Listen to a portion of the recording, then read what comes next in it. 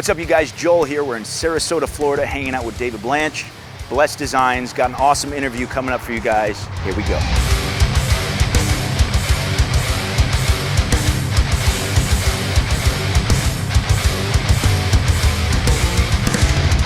It wasn't until a certain time where I was trying to get sober. I was actually planning on killing myself.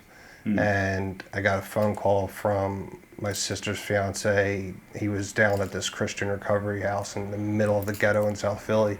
He was like, "Dave, please come to church tomorrow." Like 2:30 in the morning. Haven't talked to him in like 9 months, and just out of the fucking clear blue sky. And as I was thinking about killing myself, I was like 3 bottles of wine deep and just gone, right?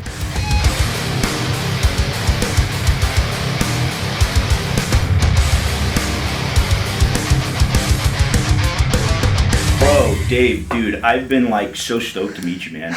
It's so funny because I've been following your stuff a long time. Awesome. Like, following your story. And can you, so for people who don't know you, can you kind of describe what you do, like, as an artist? So I've been a professional artist for about 15, 20 years now. Right. Started out as just, kind of a side thing because I couldn't pay the bills fully, but over the past probably 10 years or so, definitely the past 10 years, with murals, canvas work, custom pieces, I've been able to support my kids and, pay my bills. So, I'm just so driven and focused right now on building my brand and, taking over the art world. When did you realize you had a passion for it, like a passion for creativity and the ability to be able to do this stuff? Ever since I was a little kid.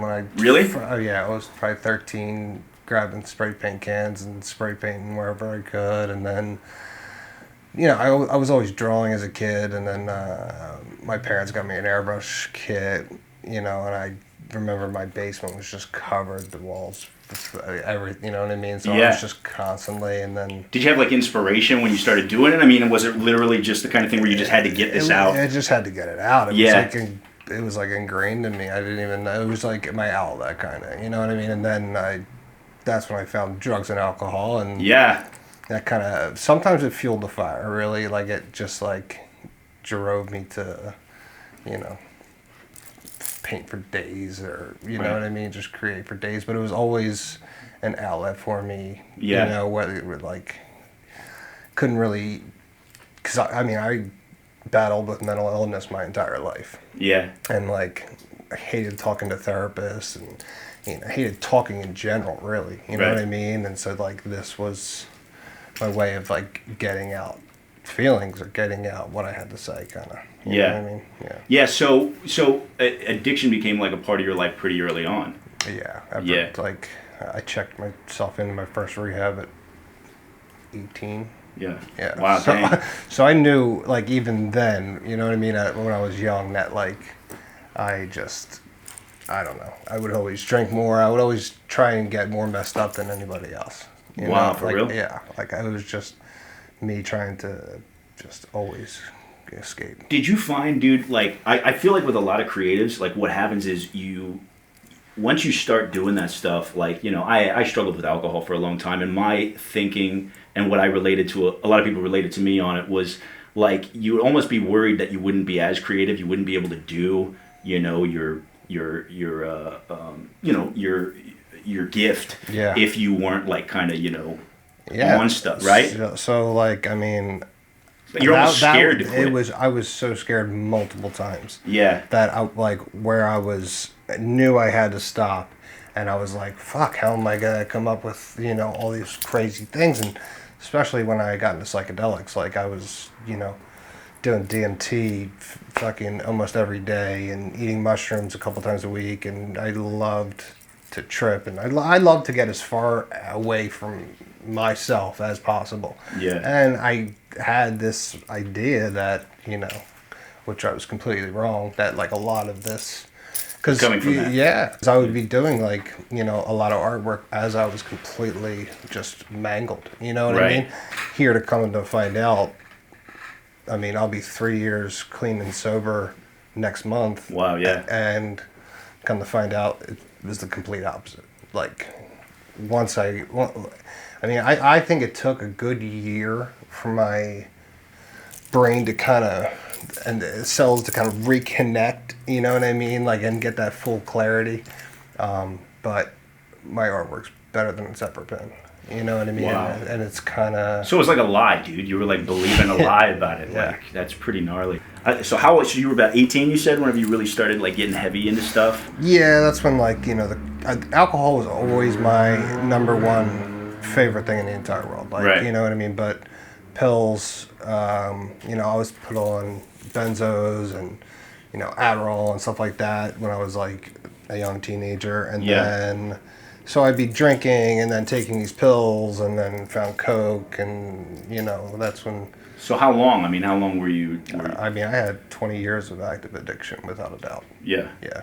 How was it, what kind of effect was it having on you, man? Like, was it like... I was always getting into fights. I was thrown out of 3 different high schools.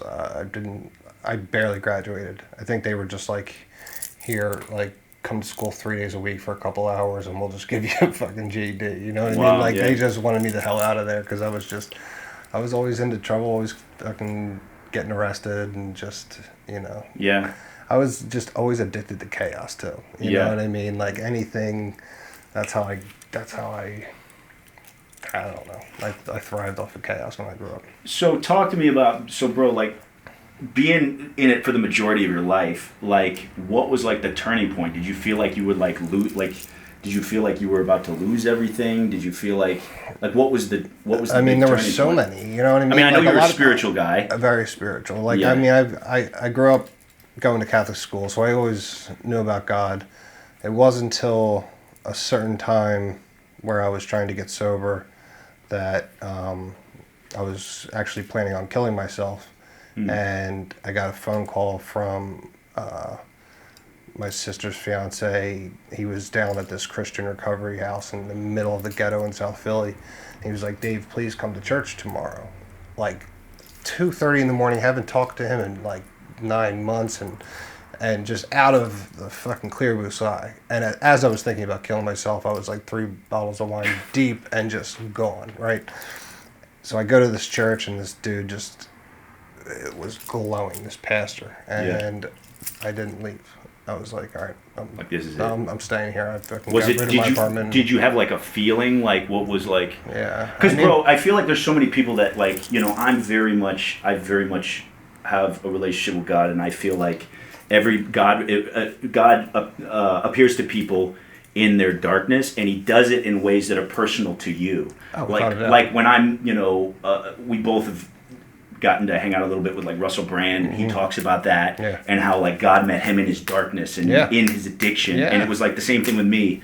Like, so do you feel like in that moment in the church, do you feel like it was like God speaking to you in a way that only you could hear? Like, what do you...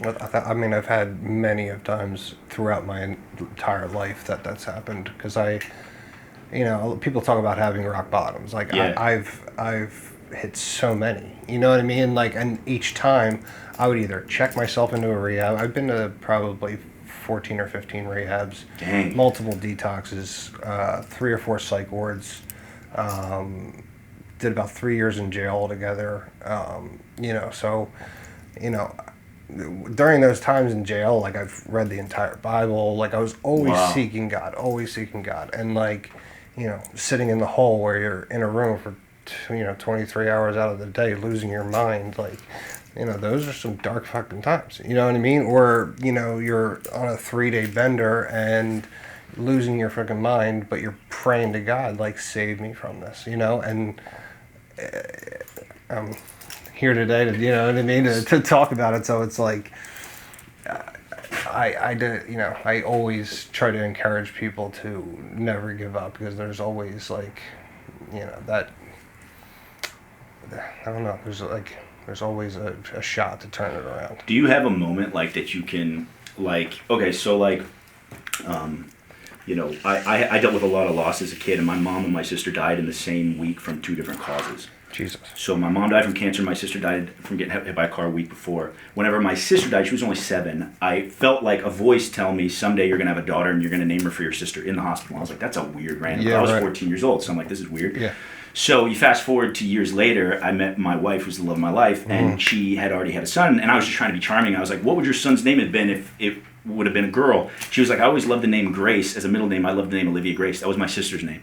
So we're like, what in the world? So we both are like, and we both knew that there must have been something more. There must have been an ultimate truth outside of just what people are telling us and what's, one-dimensionally in front of us. Yes. And so, so now we have our daughter, and her name's Olivia Grace, and it's, that was a moment to me that was so, like, revealing of, God speaking to me in a way that only... Do you have a moment like that, or something that, like, that you wouldn't mind, like, kind of sharing, or something that was just mind-blowing to you kind of thing? I mean, that phone call bringing me to that church was definitely one that's freaking crazy. I'll never forget. You know what I mean? That's definitely one thing. Yeah, and he called you. So whenever he called you, it was like I was probably maybe 20 minutes away from killing myself. Yeah. You know what I mean? And he called me and was like, "Please come to church tomorrow." And it was just what did you think in that moment? Nowhere. I was just kind of mind blown. Because I was also praying at the same time, like, God save me from this hell that I'm putting myself through. Yeah.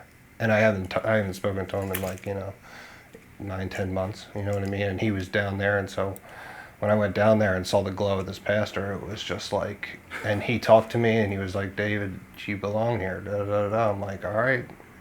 I'm throwing my hands up because, like,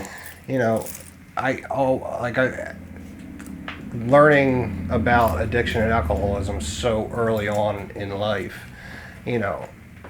like, I just, I knew that first step, and I knew that I was always powerless, you know what I mean, over the drugs and alcohol. So, I mean, but, like, the amount of times that I would get 6 months, 7 months, 9 months, I never even got a year, but I was always trying to get sober, and something would just fuck up my day, or something bad would happen, and I would turn right back to it, you know what I mean? Right. And it was just like, or I would get to that cozy point where I can have a drink, you know what I mean? Right. It's not gonna hurt. 6 months later, I'm fucking back, getting it, you know what I mean? So it was like,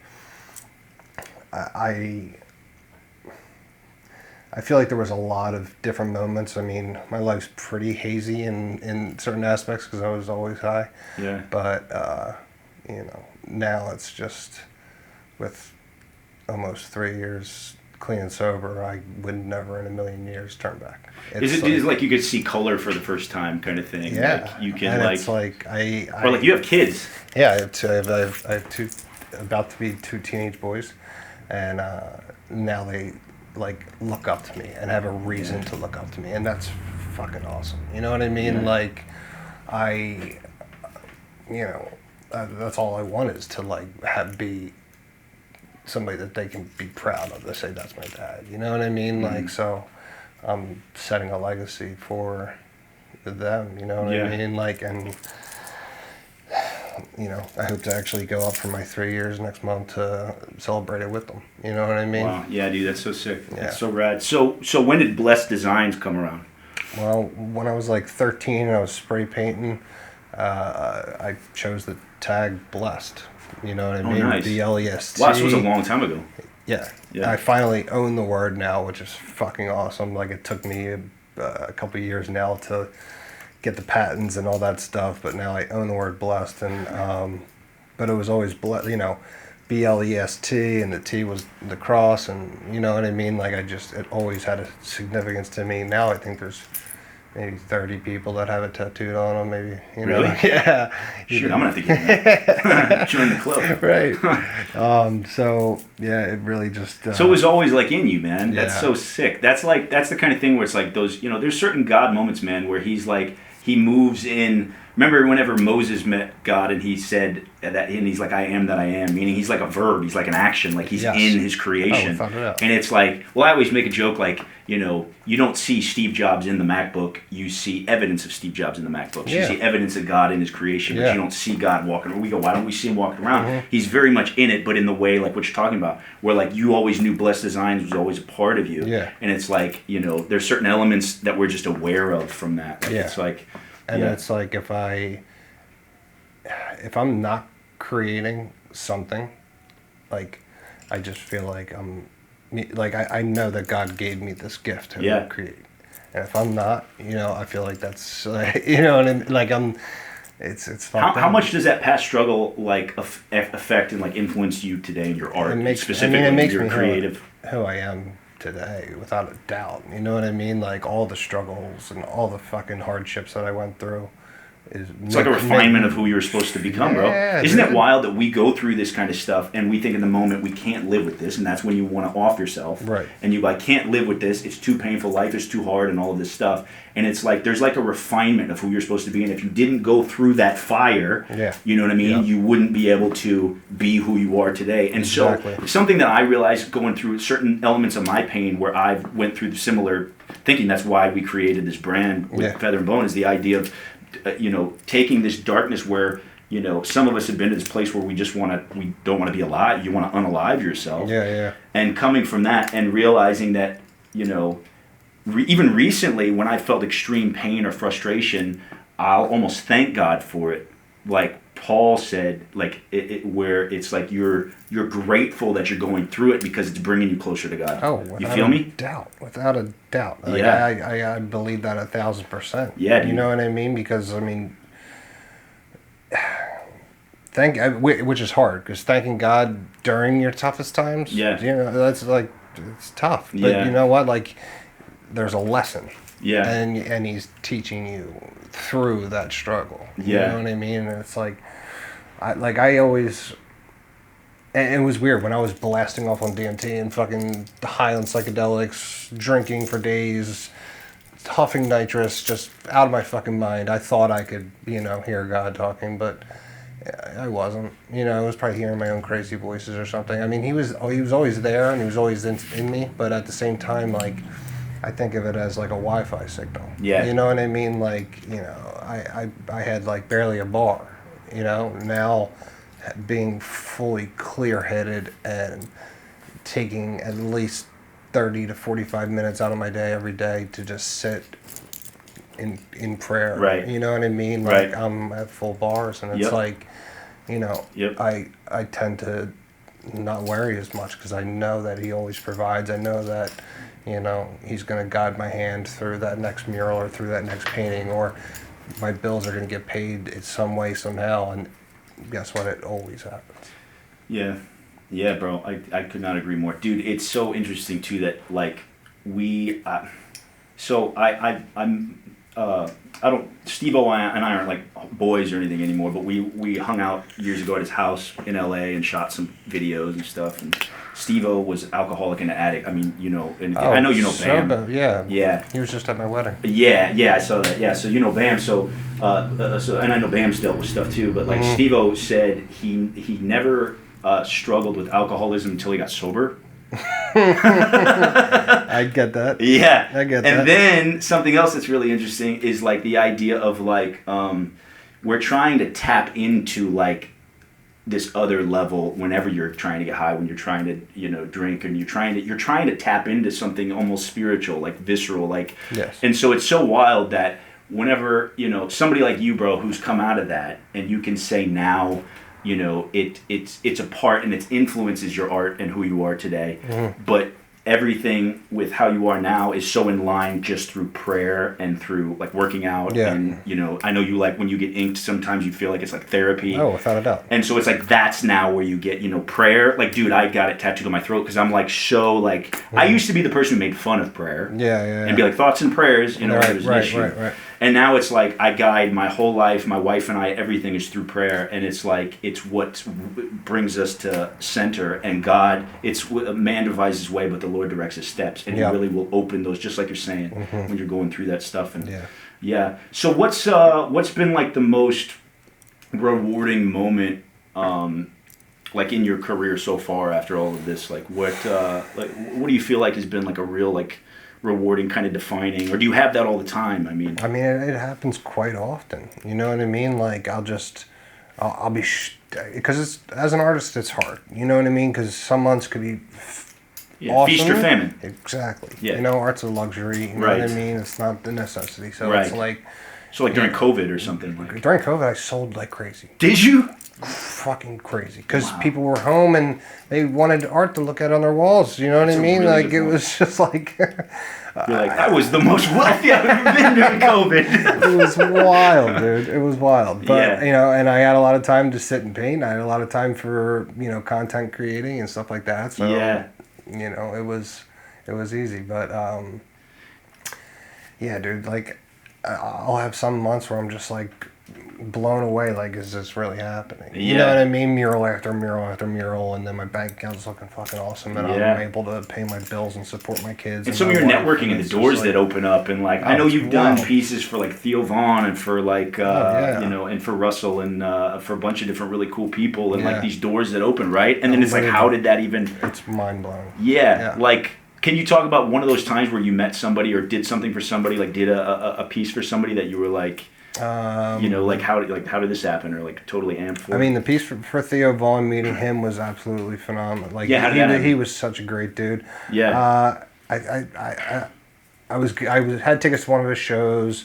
Shot him a message. We're like, dude, I would love to do a piece of art for you, and he just happened to hit me back. And I would love that. He's like, check in when you get to the casino. Check in at the whatever, and they'll hold the art, so you don't gotta sit with it, and then come meet me afterwards. And that's great. That was awesome. And then Jacoby Shaddix from Papa Roach, the lead singer of Papa Roach. Man. He followed me like on Instagram before I even. That guy's a Jesus freak. Oh yeah, he's for real, dude. He's been sober for a long time, and he's like constantly just doing stuff for that whole like leave a light on thing. They started a foundation with that. They're doing so many good things. And he's like, and then Doors he did something with Carrie Underwood, didn't he? Mm-hmm.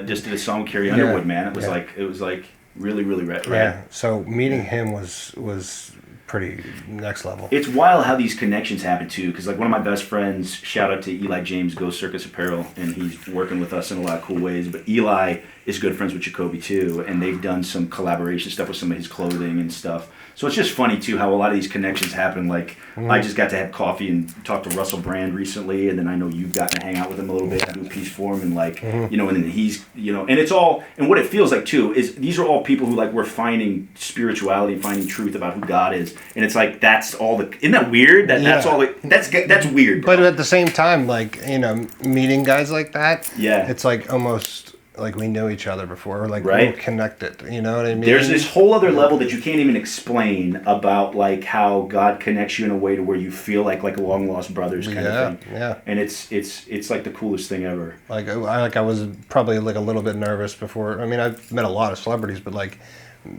that little bit of nervousness, and then as soon as I hung out with them and talking with them, it was like we could have fucking hung out for days. You know what I mean? Yeah. Like it was just wow. Yeah, so how is like your perspective now in the last 3 years of real sobriety? Because I know you've kind of ticked the right. Yeah, I was always playing with it. Right, but like this has been the longest consistent 3 years. Right, and like obviously you're always dealing with it. You're never like, okay, now I'm good to where I could just have a little. You know what I mean? Yeah, no. So like, how has your perspective on life and your art changed? Like in the last 3 years, I mean, overall, I'm really never depressed. It was weird when I hit like a 6 month point. Yeah, I got real depressed and was like, "What the fuck am I doing?" And that's when I integrated, really working out and getting into fitness and getting into like health and eating right and all that stuff. And then that depression was gone within weeks, and then I started getting addicted to just like fitness and working out, and now I'm in the gym 4 or 5 days a week, and I eat healthy and constantly running and stuff like that. So like so people watching this who might be in the place that's further back, like where you were at the time, what was the trigger that made you go, what I should do is work out more and I should change my patterns? And like what was like the thing that actually, because motivation can be hard for a lot of people be able to do that kind of stuff, especially when they're struggling with trying to get out of the situation. What was your thought process? Was it literally was it a lot of prayer? Was it you I mean, I was always constant with prayer, but I mean, I would follow different people online and listening to